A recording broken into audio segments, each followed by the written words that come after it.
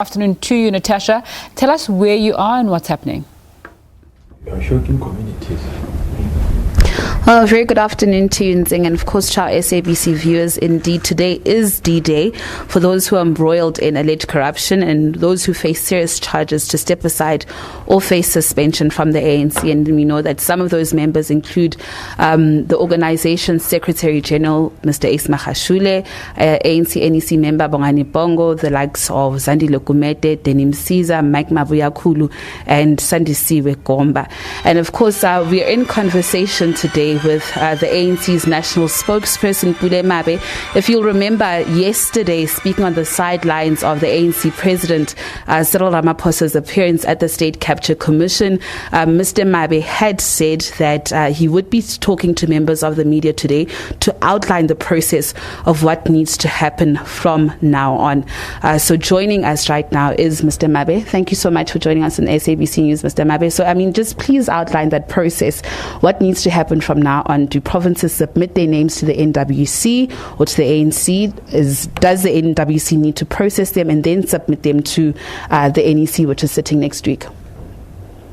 Thanks, Natasha.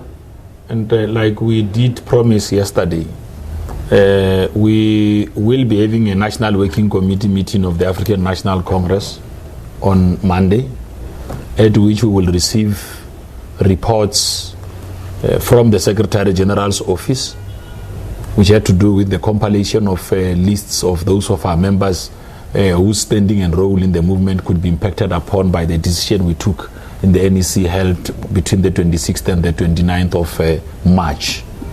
We'll then be going with all of that to the National Executive Committee, which starts on Saturday up until Monday. When we rise out of the National Executive Committee, the NEC will then pronounce itself on the implementation and operationalization of that decision. Okay. So these two important meetings of the organization are quite important to get stock of the work that has happened within that 30-day period. But because the ANC is a self-respecting organization, we can't, because we made a decision on what needs to happen within 30 days, we need to go back ourselves and then say, this is how we are now operationalizing and implementing those kind of decisions. This is what we have received from provinces. This is the role that the impacted members would have played in the organization. This is now what needs to happen going forward. Okay, Mr. Mabe, before you answer the following question, I must just say and indicate to our viewers at home that we are actually joined by a senior political reporter, Mr. Ndebo Mkobe, and of course we'll be conducting this interview together. Now back to Mr. Mabe. I think the contentious issue, everybody wants to know, will Ace Magashule step aside? Well, you see, when we spoke about the step aside or the guidelines, including how we are going to carry forward the step aside principle, that this was never really focused on a specific member of the organization. The understanding has always been that these guidelines are applicable to the rest of the members of the African National Congress who have taken its oath of membership and who submit themselves to the discipline of the organization. So there's always been that understanding. Now the issue has been that there's been often questions that have been coming out of the media wanted to presuppose that the step aside principle or the step aside notion has been designed for the Secretary General. I don't think that was the intention really. There have been guidelines agreed upon by the National Executive Committee, officials of the ANC, from the President, most all of them, the Treasurer General, the DSG, they've been going all out clarifying. The SG himself has also clarified how these guidelines are going to be carried forward. To use the words of our own Treasurer General, at one point even said that we need to make sure that we take everyone in the organization on board. Our structures need to have a shared understanding of what the movement is seeking to do with all of this. So when we go into the National Executive Committee and the National Working Committee, we'll be able to have a fair appreciation of the work that has happened. I know, for instance, that there's been engagements with provincial chairpersons and provincial secretaries there's been quite a number of activities. The SG himself is on record as saying that he will be meeting with senior leaders of the African National Congress. We have already seen the meetings that he has had with the former Treasurer General, Comrade Matthew Posa, as well as the former President. I mean, we'll get a fuller brief on all the work that has happened in the intervening period. So, Pule, if we understand you, you're trying to say that this is not the Magashule clause, as some people have suggested. Yes. And of course, so far you haven't received any sort of number of people who would be stepping aside. Correct, because remember that, because so far we haven't had a meeting. I mean, the reports of the ANC are filed in meetings. So in the absence of a meeting taking place, you'll have to then depend on the Secretary General's office bringing forward that brief, or it will just be a courteous step that they take, which might not be helpful, because the best route or the most appropriate part to do from a processing point of view is to make sure that these reports go through the channel of the National Working Committee and ultimately the NEC. Mr. Mabe, in terms of clarification around who must step aside, is it those who are charged who must step aside, or also those who are allegedly involved in, alleged corruption or wrongdoing who must step aside? Well, I think the statement of the National Executive Committee issued at the end of the NEC held on the 26th to the 29th of March is quite clear on conditions under which individual members would have to step aside. And I think the point was further amplified in our National Working Committee statement issued, where it spoke about those individuals who would have been criminally charged.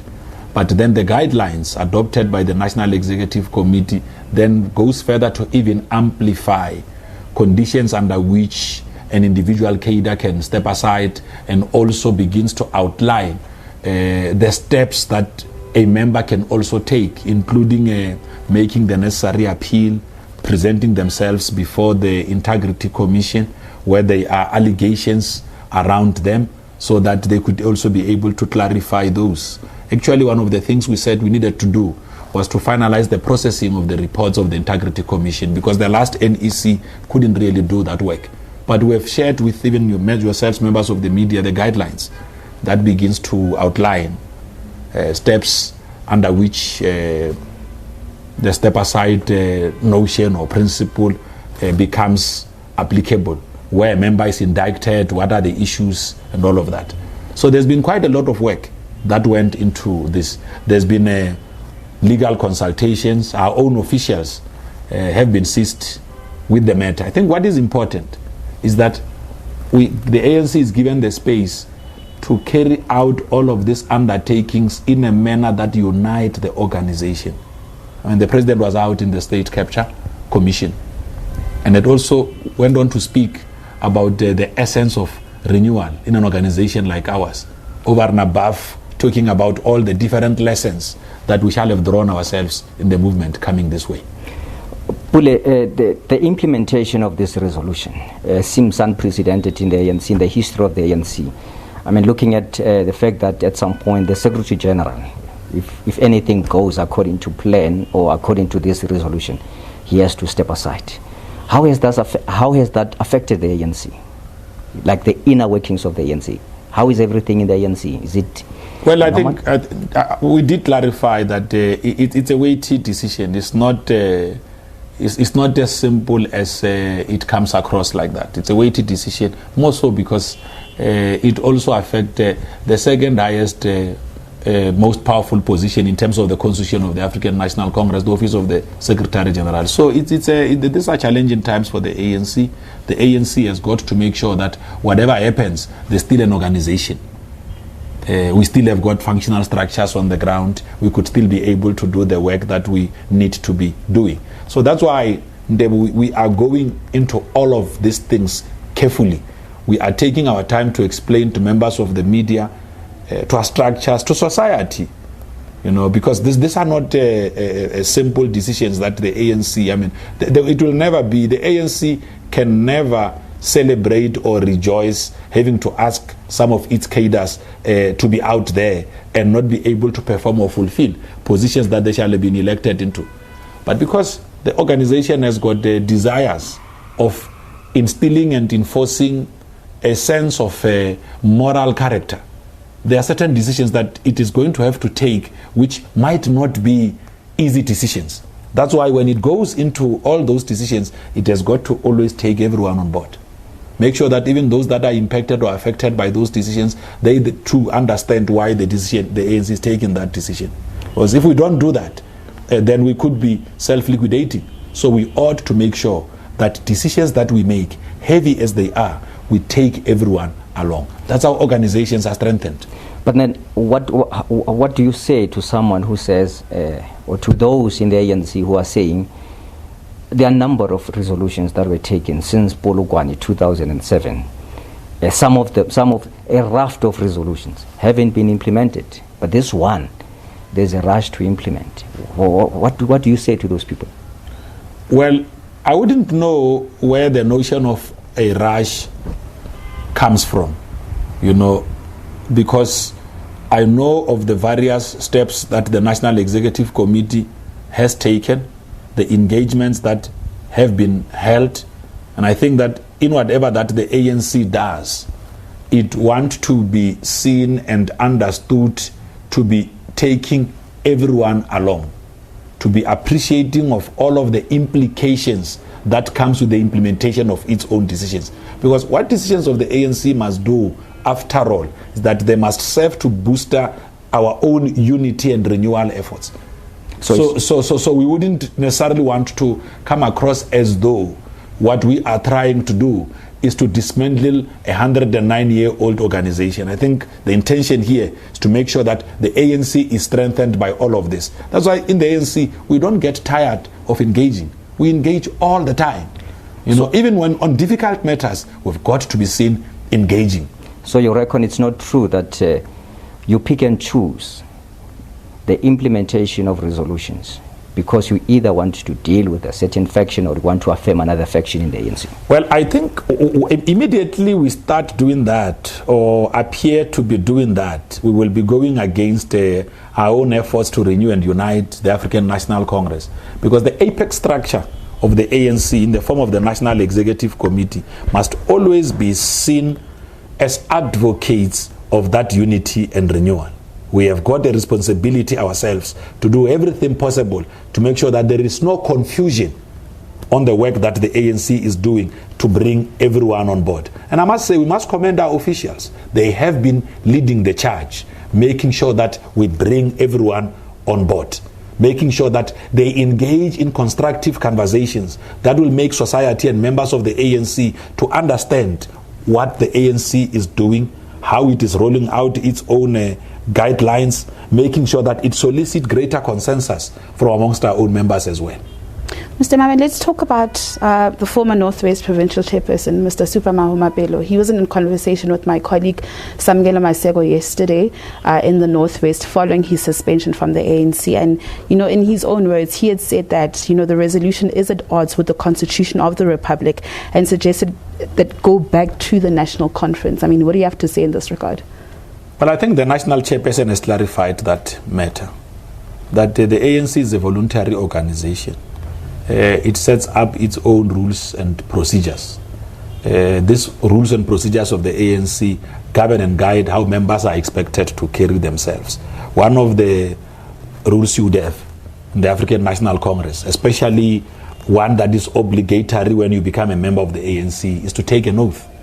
And the oath of the ANC to members is quite instructive on how members are expected to carry themselves, to subject themselves to the Constitution of the African National Congress, which is the supreme law of our own organization, and to make sure that they do the things that are consistent with the rules and procedures of the African National Congress. I mean, we've got the Constitution of the ANC. It has got different rules. It guides the work of the National Executive Committee. It also goes to guide how PECs and RECs and BECs are expected to carry themselves, including how biannual general meetings of the ANC are to be conducted and under which conditions. Even now, during COVID, we've had to also find better ways of making sure that we could still be able to run organization. ANC is a very big organization. It's not an easy organization to just run and manage. You have to make sure that you reconcile all of the different views that come out there. He further said that he is not a suspended member of the ANC. He wrote an appeal and sent it to the National Disciplinary Committee. Last night we saw that statement coming out from the Secretary General of the ANC, Mr. Magashule, saying that Super Mabe's membership remains intact. And what do you have to say to that as well? Well, I take it that you might have seen it on social media or yes. somewhere. Okay. Was it leaked? No, I want to just explain that as national spokesperson of the ANC, the platform where I get formal notices of what is happening in the organization is either in the National Working Committee or in the National Executive Committee. I rarely get any formal notifications on social media because that's not how the organization runs. So if there are issues or developments that had happened over the past few days, we shall be briefed when we go into the NWC, and we will be able to pronounce ourselves when we rise from that NWC. So I wouldn't want to get into matters or issues that have not been formally presented in a meeting where I was present. Otherwise, I will be speaking out of 10. I don't know whether this is legit or not legit. Okay. And since I knew you guys, I've never really understood you to be leading branches of the ANC. We're not leading branches of the ANC, but this is something that was actually leaked to the media as well. I'm not taking away the privilege you enjoy out of information that could be leaked. I am saying out of the legitimacy of that, I wouldn't know whether that is legitimate or not. You understand? So I could only know the legitimacy and have the authority to speak on all of this when I'm out of the NWC meeting on Monday, because then we shall have received all of the reports on the developments that shall have ensued over a period of time. We try and make sure that we become as transparent as possible and pronounce on decisions of those formal meetings of the African National Congress, so that there is no misreading of what are formal positions of the ANC. So, still on the issue of Mr. Magashule, he indicated that he wanted to consult with, former leaders of the ANC. Can you confirm that he consulted with former President Thabo Mbeki today? Of course, that is part of the reports we will get. I mean, when we go into the meeting on Monday, we'll get all of the reports, including the consultations that have already taken place. Pule, maybe going back to Mr. Mabe's issue, according to your understanding, his suspension still stands? Well, there are a few things that I wouldn't know, and I'm not at liberty to talk about the suspension or non-suspension, because I've not been in a meeting where I'm being formally briefed. So the only time that we will get reports on all of these developments will be when we go to the National Working Committee on Monday. So the ANC headquarters hasn't been briefed about Mabe's suspension? The office that would get briefed when there are such developments in the African National Congress will be the Secretary General's office. That's why we've got a standard item dedicated to the SGO on our NWC agenda where they give us a report. I think one final question from my side. I mean, is it true, are you at liberty to tell us or just inform us if, several ANC provinces have asked the NEC, for more time to discuss this decision of the step-aside resolution with their branches, and some are said that they would be threatening revolt over this resolution? Is there something you know about or that you can confirm? Or well, I'm hearing it from yourselves. I hate repeating this, but in this responsibility, I've learned to say one thing over and over again, that we will have to go into a meeting, receive reports from provinces, including what the attitude of provinces are on some of the issues, and then deliberate as the NWC and ultimately the NEC, and then take the necessary decisions. So I wouldn't know, and I would not want to express my personal views. Well, Pule, maybe finally on my part, how do you said that everything would be communicated that other Monday when the NEC had said, but what do you envisage? How do you envisage the ANC beyond that NEC meeting? Well, Ndebo, I can tell you now, after every NEC, after every meeting of the National Executive Committee, the ANC comes back much more stronger, more united, more revived, and more renewed. That's what happens. Cadres of the ANC don't go into meetings to kill each other or to kill the organization. they go into meetings to constructively shape the path that the African National Congress must be taking. Well, thank you so much for your time, Mr. Mabe. Always a pleasure having you on the SABC. Of course, Nzinga, that was myself, Natasha Peer, and my radio colleague, senior political journalist, Mr. Mkobo, in conversation with the ANC national spokesperson over the step-aside resolution. Of course, our colleague here behind the camera, Mr. Stelo Mkhize, also assisting us. With that said, it's back to you in studio.